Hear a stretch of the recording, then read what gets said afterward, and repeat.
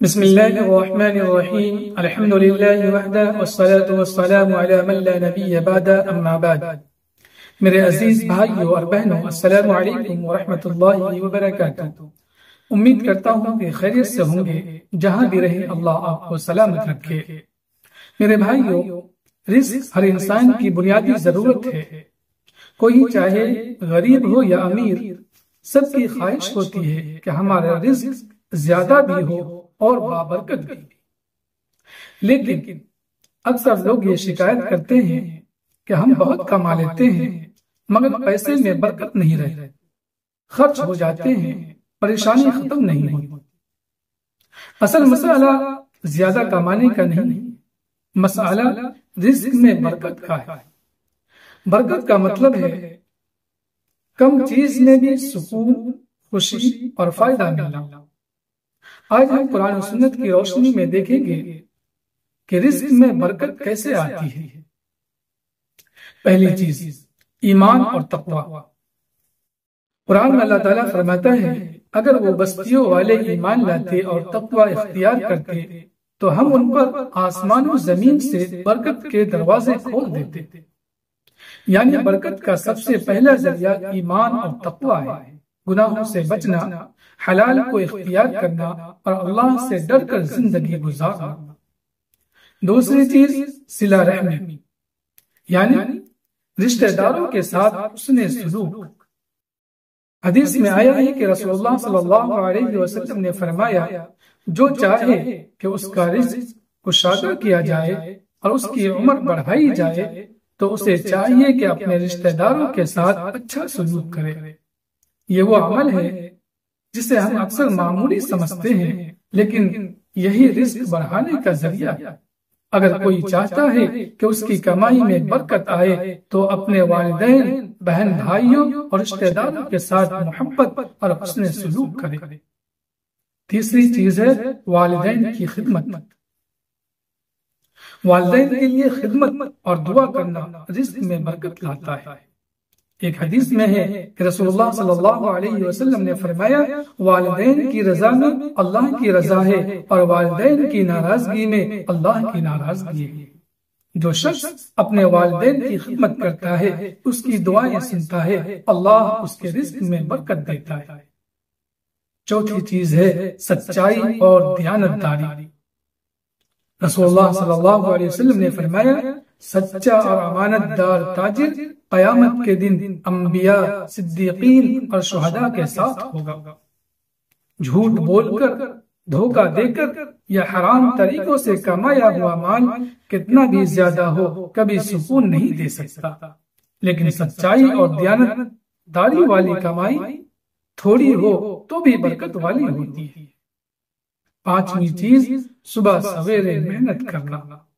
رسول اللہ صلی اللہ علیہ وسلم نے دعا کی، اے اللہ میری امت کے لیے صبح کے وقت میں برکت ڈال دے۔ یعنی جو لوگ صبح سویرے کام شروع کرتے ہیں ان کی کمائی میں اللہ برکت ڈالتا ہے۔ آج کے دور میں ہم رات دیر تک جاگتے ہیں، صبح سوتے رہتے ہیں، یہی وجہ ہے کہ برکت ختم ہو جاتی ہے۔ چھٹی چیز ہے صدقہ اور زکوٰۃ۔ رسول اللہ صلی اللہ علیہ وسلم نے فرمایا، صدقہ مال کو کم نہیں کرتا، یعنی جو اللہ کی راہ میں دیتا ہے وہ گھٹتا نہیں بلکہ بڑھتا ہے۔ زکوٰۃ اور صدقہ مال میں صفائی بھی کرتے ہیں اور برکت بھی ڈالتی ہے۔ ساتویں چیز ہے شکر گزاری۔ قرآن میں اللہ تعالیٰ فرماتا ہے، اگر تم شکر ادا کرو گے تو میں تمہیں اور زیادہ دوں گا۔ اکثر لوگ شکایت کرتے ہیں کہ ہمارے پاس کچھ نہیں ہے، لیکن جو تھوڑا بھی ملا ہے اگر ہم اس پر شکر کریں گے تو اللہ اور زیادہ دے گا۔ آٹھویں چیز ہے حرام سے بچنا۔ حرام کمانا رزق سے برکت کو ختم کر دیتا ہے۔ رسول اللہ صلی اللہ علیہ وسلم نے فرمایا، وہ گوشت جو حرام سے پلا ہو جہنم کے سوا اس کا کوئی حق نہیں۔ چاہے وہ رشوت ہو، سود ہو، دھوکہ ہو یا ناجائز کمائی، یہ سب برکت کو ختم کر دیتے ہیں۔ حضرت حسن بصری رحمت اللہ علیہ کے پاس ایک شخص آیا اور کہا، حضرت میرے گھر میں تنگی ہے، رزق کم ہے۔ آپ رحمت اللہ علیہ نے فرمایا، استغفار کیا کرو۔ دوسرا آیا اور کہا، میرے کھیت خشک ہیں، بارش نہیں ہو رہی، فرمایا استغفار کرو۔ اسی طرح تیسرا شخص آیا اور کہا، اولاد نہیں ہے، فرمایا استغفار کرو۔ کسی نے پوچھا، حضرت ہر ایک کو استغفار کی تلقین کیوں کرتے ہیں؟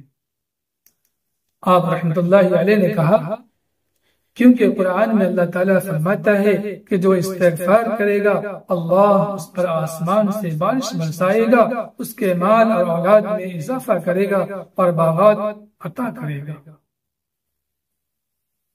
میرے بھائیوں اور بہنوں، رزق میں برکت زیادہ محنت کرنے سے نہیں بلکہ اللہ کی اطاعت کرنے سے آتی ہے۔